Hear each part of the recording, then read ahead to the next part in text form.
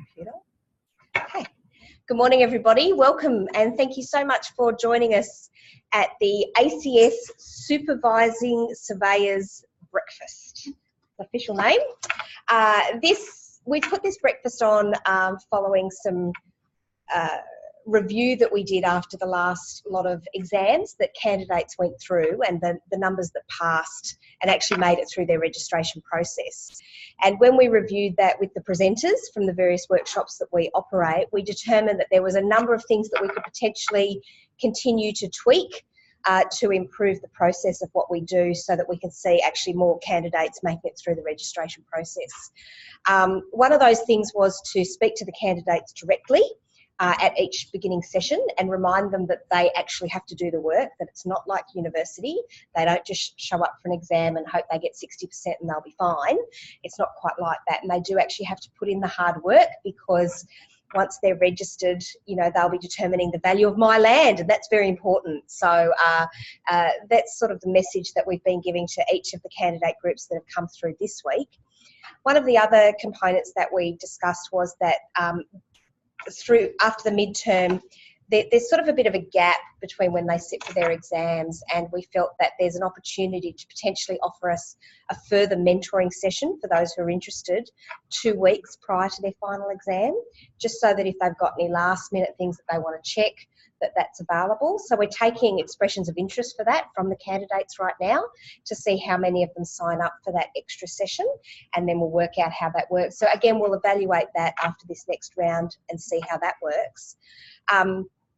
The other third component that we wanted to add was that we had some concerns around supervising surveyors and them understanding what their role is and what's required of them when it comes to their candidates and ensuring that their candidates can actually get through the program. So hence the reason for this breakfast. And we asked the Surveyor General to come and present to you. We're obviously recording this so that we can show it to future supervising surveyors and for those who unfortunately weren't able to make it today. And of course we have a number of people on the Zoom call who are based in regional areas, and we want to thank everybody for joining. So that's really the background to why what this morning's all about. So I'm going to pass this over to Narelle Underwood, our Surveyor General and Chair of Bossy. And I'm going to share my screen. Oh, I should turn off I can't turn off my Facebook notifications. Oh wait, I still have to, sorry, I just have to share my screen first. And then, so that those can see it. There we go. And so over to you. Just make sure we get right in the centre. There you go. Thank you. I'm hoping everybody can see online the presentation. Don't pay too much attention to me because I'm not going to be looking at you guys. I'll probably be looking at those around the room and some of my notes here on the table. Thank you, everyone. To be honest, this presentation in essence is a combination of things. So, you know, I've been an examiner now for 4 years, Surveyor General for 18 months, and one of the most heartbreaking things for me as an examiner when you're sitting on that side of the table is, you know, usually within the first 10, 15 minutes, you know whether this person's going to pass or fail. Maybe it might take a little bit longer, maybe half an hour if they're going to be sort of a conditional pass. It might, you know, they might be a bit more borderline. But what is really clear is a lot of the ones that fail, their supervising surveyors haven't really been engaged in that process. When I ask, you know, when you don't agree with something, we all know you ask 3 surveyors for an opinion, you'll get 3 different opinions. But when, you know, I might not necessarily agree with the way they've done their definition, but I ask them, okay, so did you discuss this with your supervising surveyor? What was their opinion? And the response that comes back to me is, well, he or she didn't look at my final plan. Hang on a second.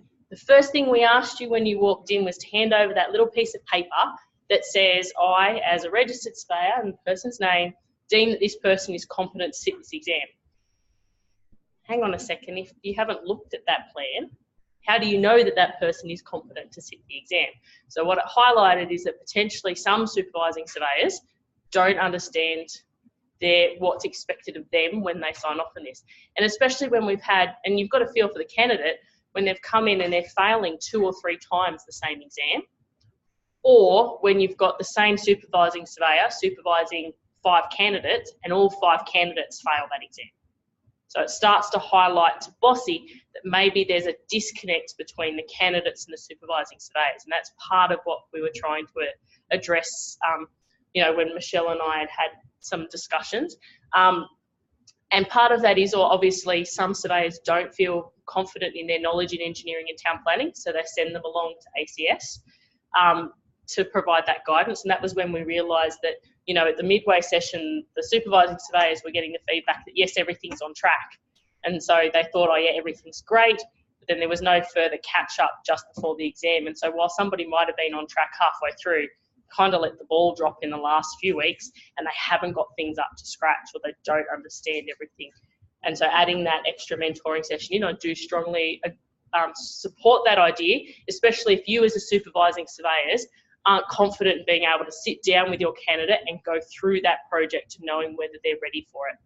So it's that highlighting of, well, if you're not confident in your knowledge about what's expected, you need to find somebody else that is, because otherwise you're in essence setting that candidate up to fail. And you know, I'll put up my hand and say, I speak to candidates and sometimes, you know, they're like, oh, but my boss doesn't give me the time to just do this at work. I've got to do it in my own time. I'm like, yeah, so join the rest of the world, you know, and they're like, oh, but you were a government graduate.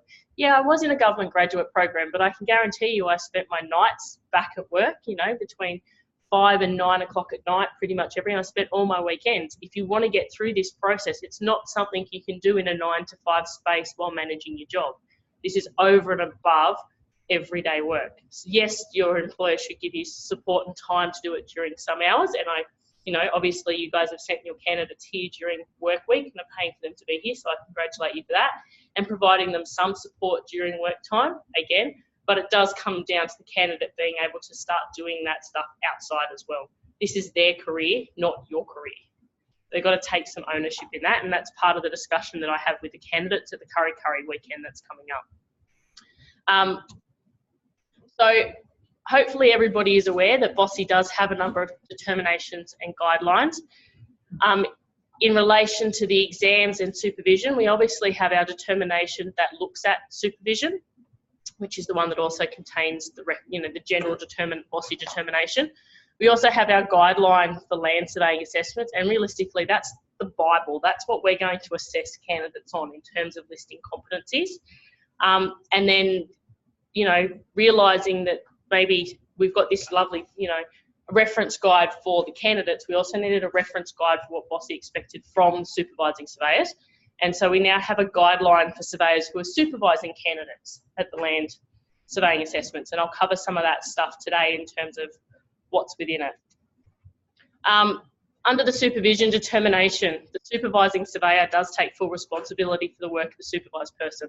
And I'll put this in because it's not always just candidates that we're supervising. As registered land surveyors, we may be supervising engineering surveyors, or, you know, in the growing trend where not every firm has a registered land surveyor within the firm, sometimes we're supervising people that work for other companies and signing off on that work. And it's making sure that people understand when they sign that plan and you're taking responsibility, that you take the same level of responsibility as whether that person is directly employed by you or whether you're contracting to them to supervise them. So there is that importance in there that you can't just sign off a plan and assume that everything's been done. A supervised person is a worker defined by the Work Health and Safety Act. So you've got to make sure that they're complying with WHS. And that is something we ask the candidates about. We ask them to provide a copy of their WHS, and not just the standard one that's been sitting in the car or in the office, the one that they did for that project. We want to see that they've actually known that the survey assistant has to sign in, that if the supervising surveyor's been out on site, which for most of these projects they really should have been out on site at least to do a site inspection, there should be some notation in that for them. They must provide appropriate direction to the persons to provide guidance in preparation of the relevant Bossy examination. So you need to be engaging and having the discussions to make sure you're providing the right advice and right information. And obviously there's the two terms being general supervision and immediate supervision. And we get asked what do those means and when does it apply. A lot of that does actually come down to your ability to judge the capacity of the person you're supervising. One task might be a really simple project, and yes, you can have general supervision of them, but then the next task they might never have done it, so they might need immediate supervision. Bossy can't write a very clear guideline that says in this instance you must do this and in this instance you must do that, because it does come down to you assessing as the supervising, as the competent person, whether the person you're supervising is competent to undertake that task. The supervising surveyor must ensure that the person is aware of the importance of the surveyor's role in maintaining the integrity of the cadastre and the high quality of surveys. It's really concerning when, you know, a candidate comes in and has a boundary definition that completely changes the definition of a street, and they haven't taken into consideration what impact that has on the surrounding properties. So you've got to make sure that we're looking at that integrity of the cadastre and looking at the impact that it has. Providing professional and high quality services to the public. Providing high quality survey products prepared in accordance with regulatory requirements. You know, we don't have time to go into it today, but we all know that the requisition rates are pretty high. And yes, some of that sits on LRS, but I'm telling you, some of the stuff that comes across my desk is really scary in the poor quality that registered surveyors are signing off on. Like, it is really scary when a 2-lot subdivision, so there's only really one boundary you're newly defining, does not have a bearing and distance, and the surveyor has lodged that at LRS for registration. That's really scary. And then the fact that it doesn't, you know, the areas won't match up with what, you know, you can do a missing bearing distance calculation, you put that in and that doesn't match up with the areas that they're shown on the plan, that starts to really undermine, you know, the integrity of surveyors in terms of, well, it's undermining the integrity of the cadastre. As I mentioned, work health and safety is extremely important. I don't know whether you guys are aware, but a couple of weeks ago, a surveyor was killed in the US standing on the side of the road. So, you know, we all talk about the fact that it's a freak, it doesn't happen, you know, people sort of dismiss it, oh yeah, I'm not going to get hit by a car. But we have a recent example in the US where a guy had a heart attack behind the wheel, lost control of his car and has smacked into the surveyor on the side of the road who had his back to the traffic, did not have a spotter, did not have traffic control in place, and died. You know, that's real. That's someone's husband, someone's father that's not going home. So that could be one of your candidates if they're not following proper WHS principles. So that to me really brings it home. Up until this point in my career, I've not heard of a surveyor dying as a result of, you know, just standing on the side of the road. But that really highlights to me the importance of taking WHS really seriously. Continuing professional responsibilities in the wider survey profession as well. So as I said, there are different levels of supervision, and it does vary according to the experience, skills and ethics of the supervised person. It is a matter for each supervising surveyor and the individual supervised person to have that discussion to understand. And again, the different tasks and the different levels of complexity are going to impact on that. So what do we mean by immediate supervision? That's, you know, full project briefings, detailed instructions, accompanying them on site, consulting with them, inspecting, checking and reviewing. So that's, you know, being there, out with there, usually what you do with a new graduate. The interesting thing that we find is that, you know, a few years ago, there may have been, you know, as a graduate myself, you know, you spent your first 6 to 12 months out in the field with the registered land surveyor, just doing work with them. You were really a trainee, but getting to understand how the registered surveyor worked, what they expected of you. And you spent quite a lot of time working one-on-one with them out in the field. But we all know economies of scale have changed. And unfortunately, what it means is those registered surveyors are now office bound. But unfortunately, that also means that the graduate, newly out of university, new candidate, turns up on day one at work, gets a WHS induction. Here's your car, here's your total station, may or may not have a survey assistant because they're robotics. Here's a drone, here's all the fancy equipment. Okay, out you go and start doing some boundary work. And that's potentially where a lot of the issues are starting to arise, is that we don't have that one-on-one experience. I can't, you know, that's around economies of scale and the way business is done. But if you're not going out in the field, then you need to make sure that you're reviewing that work and they understand what's expected of them before they go out, and then carefully reviewing it when they come back to make sure that they're understanding what they're doing. General, there's varying different levels of general supervision, but it's instructing, consulting, checking and review. It's really important that at any level, as a supervising surveyor, it's that check and review. It's your signature going on that line as a supervising surveyor. It's your reputation. There's no point saying, oh, well, it's a CAD drafting error, or it's a graduate error. You've taken responsibility for that work, and therefore that reflects on the surveyor that has signed off on it. There's supervision within the office and the field. And all of this information is contained in the document, but there's different levels. Sometimes people might be very competent out in the field, but they need closer supervision in the office. Maybe they can go out and collect the data really well, but maybe they don't know how to make the decisions and that judgment side of cadastral surveying to understand what to do. I always say that surveying is a scientific art, and in today's world, pretty much anybody can be taught how to go out and measure. The instruments make it so easy that you can train someone in a very short amount of time how to use a total station. It's very easy, but what do you do with that data? How do you make those decisions? Or if they've got the GPS, hang on a second, I've gone to find this pipe and it's not in the exact location. How do I move that information, or how do I judge what's out on site or what's in the plans to know that actually I've got to start digging for it over here instead of over there? A reminder in terms of power of entry that generally supervised people do not have powers of entry under the Act. Only the registered surveyor and his or her assistants, which means if you're going in under powers of entry under Section 18, the registered surveyor must be on site. We've had a number of instances lately around trespass where the registered surveyor hasn't been on site, and the person's tried to say, oh, well, under the Act we can come in. Well, you can only go in if you've issued the order as outlined under the Act. You've got to give 24 hours written notice, and it must be the registered surveyor. And if there's no registered surveyor, then you have absolutely no right to go into that person's property. We've actually got a case at the moment where we're working with the DPP around trespass. So, mind you, it was an engineering surveyor who'd accessed the person's property and decided to highlight, to paint up in pink paint on someone's Pebble Creek driveway, the drill hole and wing.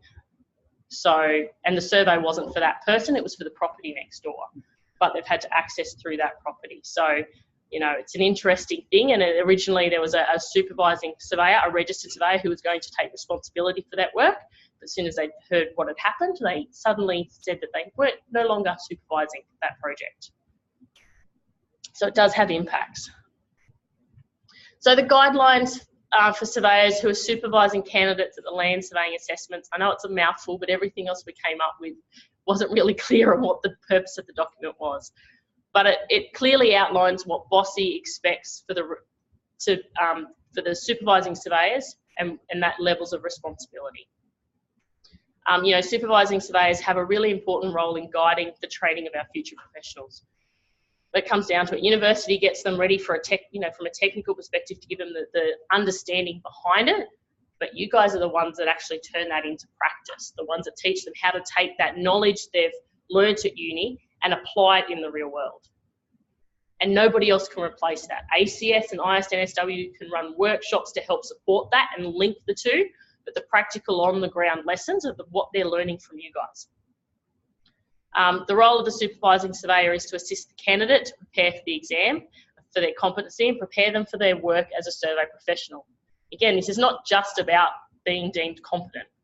This is about, once they are deemed competent, once they've passed those 5 exams, they're out in the real world.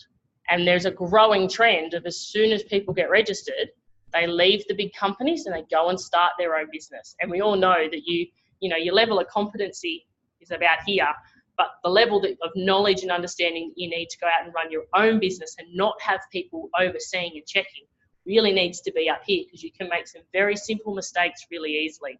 So it's making sure that, that the candidates are aware of it's not just being able to say, oh yes, I've got the gear, and yes, I've got that registration and I can run out the door. It's understanding the professionalism that comes with it as well. The supervising surveyor is best placed to assess the character, level of knowledge and preparedness of the candidate to undertake the examination process. During the course of the employment, supervised persons should be exposed to a variety of surveys, including complex and challenging situations through which they can gain a wide range of experience. This is starting to crop up in the exams, in that the only rural project or the only urban or the only strata, particularly engineering and town planning, the only project this candidate has had exposure to is the one they're bringing to the board.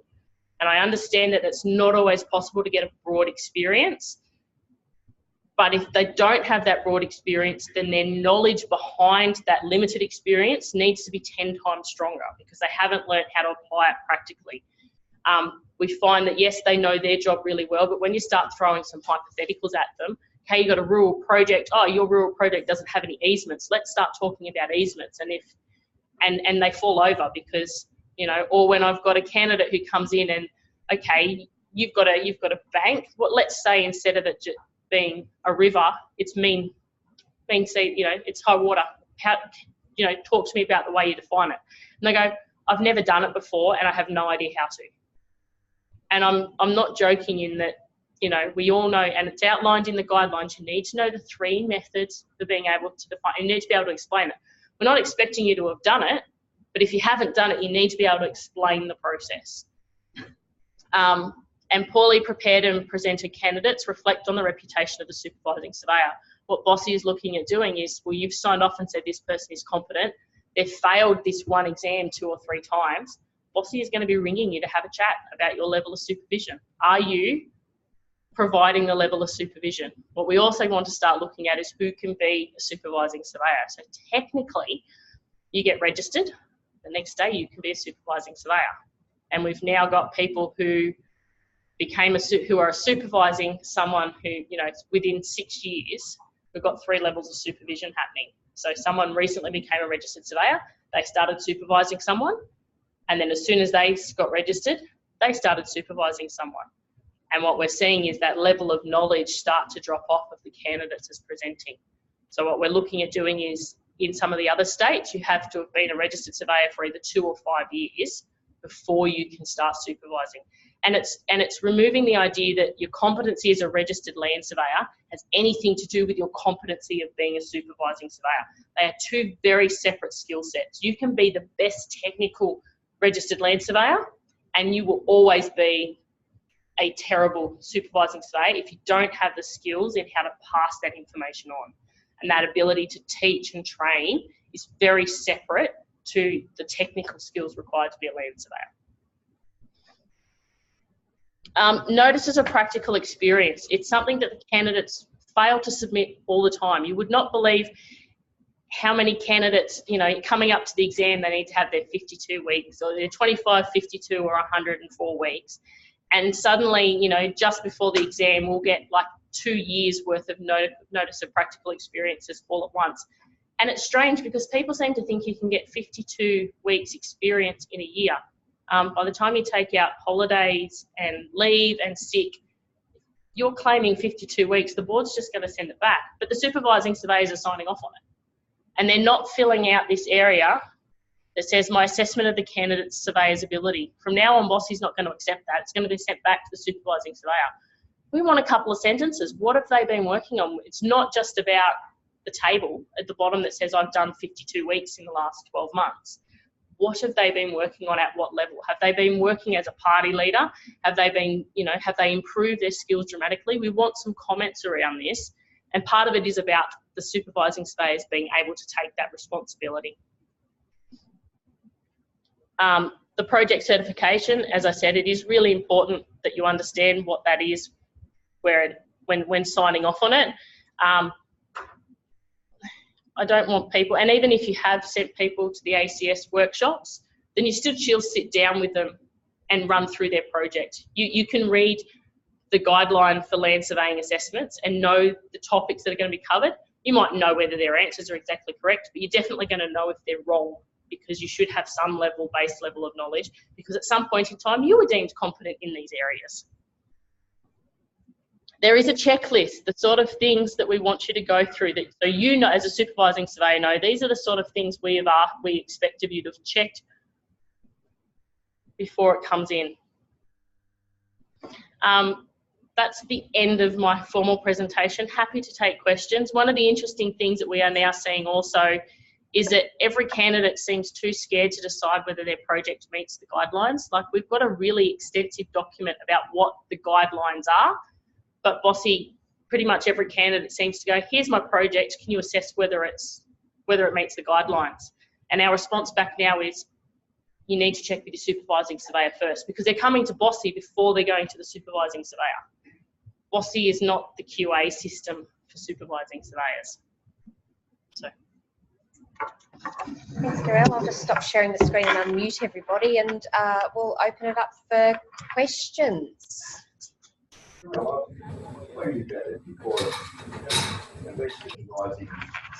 will come to us with first strata planning work for the railway. Yep.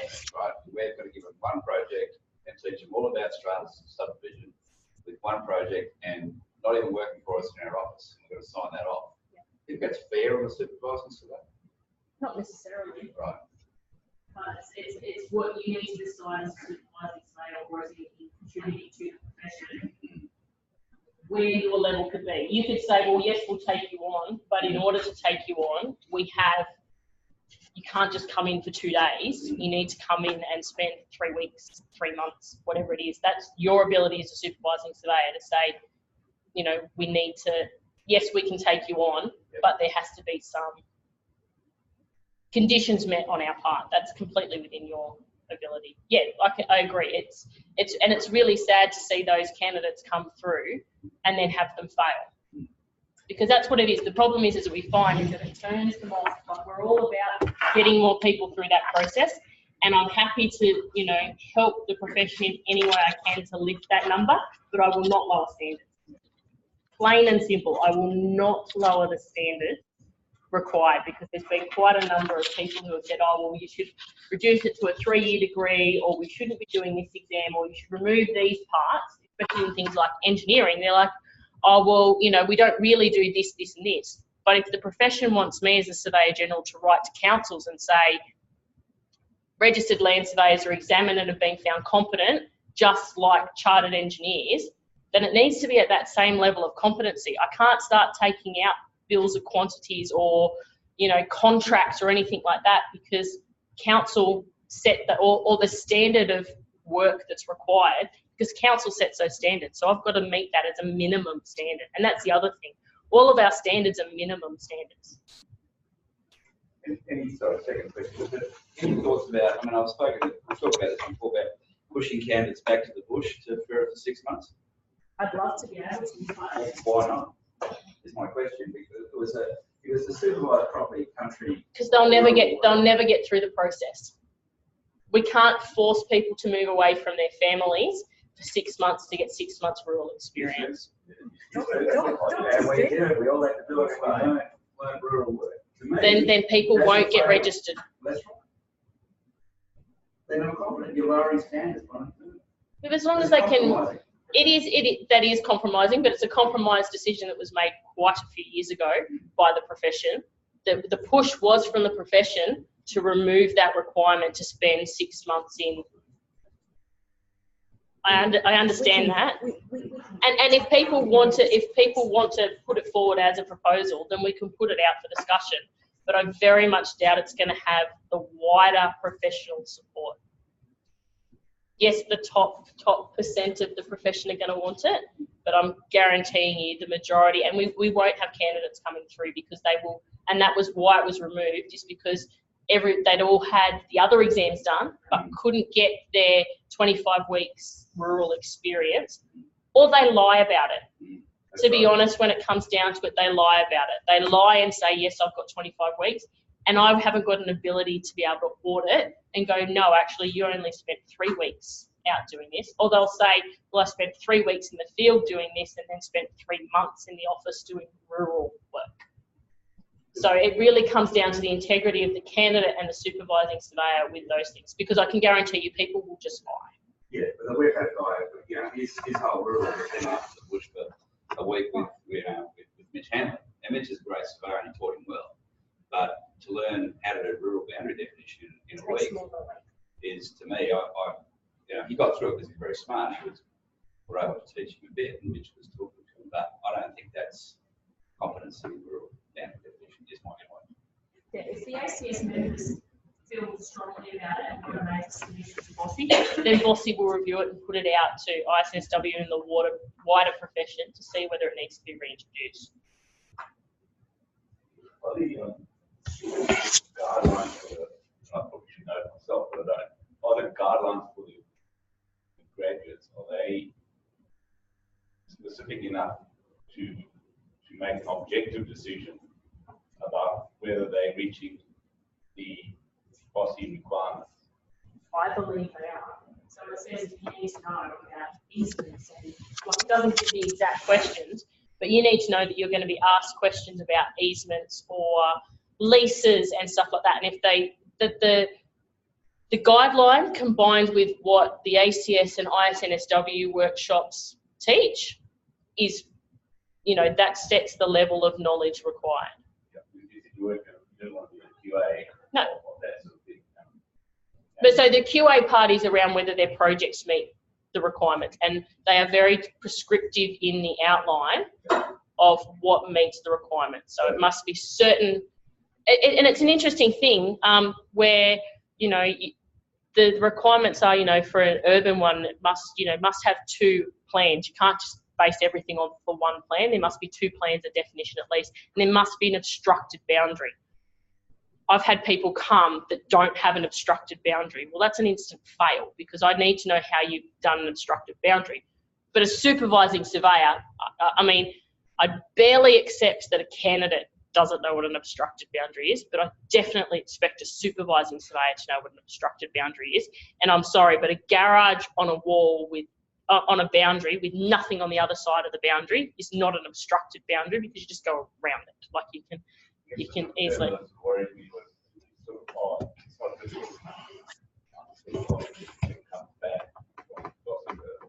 It's not a problem in eyes. We sort of practice it at both parts of the survey and enhance that job by sort of having a wider portfolio that sort of adds difficulty to it. But within that specific job that provides the specific requirement, like a river boundary, the rest of the job is relatively simple. And so then you need more work to do it. Yeah, but it does tick the box in terms of the river boundary side of it. But does it tick the box in terms of it's an old enough survey? It's not just it has to have a river boundary. Yeah, you've got I think there's 5 or 6 different things. I don't have in front of me. 5 or 6 different things to make a rural project suitable. And your one project doesn't have to have every one of those aspects. But if it's the only rural job you're doing, then yes, it has to have all of those aspects. Yeah, so it's not from my point of view, it's not a big deal. It can be a deal with respect to the project, but as long as you sort of widen it by just adding other jobs, which enhance that portfolio. But the issue that I'm having is like you say, it needs to be old enough, or what is old enough, and that's subjective. We've got dates written in the guideline about how old the plan is to be restored. Okay, so that's specific. Yeah. So you can submit a portfolio. Yes. Yeah. So it's definitely, we often get candidates, and I leave that on early because that's what I usually examine in. We have candidates who have different projects, so they have an obstructed boundary and then they have a different project that's got an aligned street. Or they'll bring in, well, this was a really easy aligned street, so I've done like 2 or 3 because this one I found every mark from the alignment and this one I found nothing. So they will bring in a portfolio of projects. And Strata is a growing one around those portfolios. And it sets the candidate up for success because if all they come in is a 2-lot strata plan with courtyards, then the hypotheticals the board has to throw at them are extensive because they can't use their plan as you've got you've got car parks below and garage doors and stuff like that. If it's just a 2-lot mum and dad duplex, then you've got to start throwing difficult hypotheticals at them, and that's where the candidates often fall over because they're prepared for their very basic plan, and then you start giving them more difficult hypothetical. And some candidates will still fly through that because, you know, they've read strata fastbacks. It's really scary how many sit the exam and they don't have strata fastbacks. Yes, it's a little bit out of date in some instances, but it's better than nothing. So. Any other questions? Your rural job, Yeah. is it specifically in terms of the zoning council have? Yep. It must be zoning. Other questions? Marielle, do you think over the years we've started to spoon feed candidates too much and they're not being allowed to think for themselves and do their own learning? I mean, they've got so much information that's available to them now that spells out exactly what they've got to do. They're not learning by gaining experience. They're learning by what used to be called rote learning. I guess almost learning to pass an exam, not learning to become a registered surveyor. Yeah, it is something that I do worry about because it becomes like a uni exam where it's and the thing is to remember is that 50% does not equal a pass, and that's really important. So there are a list of competencies the examiner's got to sign off, and if you're found not competent in one of them, maybe you'll get a conditional pass and have to do more work. But a conditional pass is, we deem it like a requisition.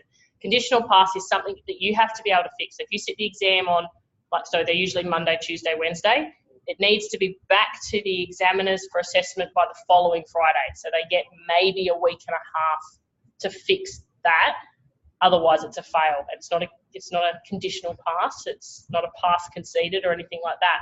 But they may have, you know, got 95% in most of their competencies, but failed in 3, 4 or 5 of them, and it's a fail because they're not competent in those areas, and it's too much work to be able to do in the next week and a half. And we have, you know, it used to be seen as that, well, I'll aim for a conditional and then I'll do that little bit of extra work and scrape through. But, you know, from my perspective, and it seems really harsh, but I would rather fail someone than let them scrape through, because the other part of my role is discipline. And the worst part of my role is having to sit across the table from a registered land surveyor and tell them that they've been deemed incompetent or have done misconduct and have to put sanctions and restrictions on their registration. And if we let too many people through that are just at that lower level, then I know that I'm going to have to face them in 5 or 10 years' time when they've done something really wrong because they didn't understand what they were defining. And that's what scares me. Because then it reflects on me. I'm like, well, I passed that person. I gave them their registration. I deemed them competent a couple of years ago, and now I'm deeming them incompetent. The scenario where examiners are doing the job, but he actually does the assessment sometime later, and in the meantime, the job's actually got registered in the sidebar. That's all okay. Yeah, so but don't read the rest copy of the plan designed by you and expect you to examine. And I've had candidates do that. Yeah, but he's amended his plan according to what I said, so that's okay. The thing is that their plan has to be their work. So it doesn't have to be exactly the same as what you've got as the registered DP if they don't agree with it. When it comes down to it, you know, in anything, you don't have to have everything 100% exactly right. You need to be able to justify the decisions you've made. And the board examiners may not agree with those decisions, and we may go away and ask you to review it because you've missed an underlying DP that completely changes the definition of the street. Or we may go, we don't agree with this and we think in future projects you should look at doing something else, but it's not a guaranteed fail. I mean, I walked into my exams and I had Graham Wallace. He didn't like the definition of my urban survey, but I could justify every decision that I've made. He may not have made those same decisions, but my evidence backed up the decisions I've made. So we're not expecting them, you know, as I said, ask 3 surveyors for an opinion, you're going to get 3 different definitions. There is an art involved in that, but there's nothing wrong with them bringing in a plan that's been registered. as long as they don't turn around and the examiner go, oh, well, it's been registered with that definition, because that doesn't mean that definition is 100% correct. It just means that the examiner's missed the same underlying plan that you missed. So that's part of the process. But yeah, we have candidates turn up with that registered plan and they think they're going to pass just because the plan's been registered. Okay, well, thank you all. Narelle will be available for questions at our state conference. I don't know if that's true or not, but just that's my way of getting a plug in there for our state conference, which is coming up on the 20th of June. And apologies if you're watching this webinar after the 20th of June. Guaranteed there's another conference just around the corner from whenever it is you're watching this webinar, because there's always something on. But if you haven't registered yet, please do so. Thank you all for coming for this. We've been encouraging your candidates to get involved in the profession because they are training to be involved in the profession, and so you might think about coming along to our state conference and bringing them. Great opportunity for them to meet and greet other professionals. So thank you all very much. Thank you to Narelle for sharing with us today. Thank you to all of you for the hard work and effort that you put in with your candidates and for the time that I know that it takes in your very busy schedules. And thank you for taking that time out to join us today. And for those of you online, thank you. And we'll look forward to seeing you all again soon. For those in the room, stay and have another coffee, but the candidates need to come in here and do their next workshop. So we might have to go to the cafe downstairs or something. Bye all. Thank you.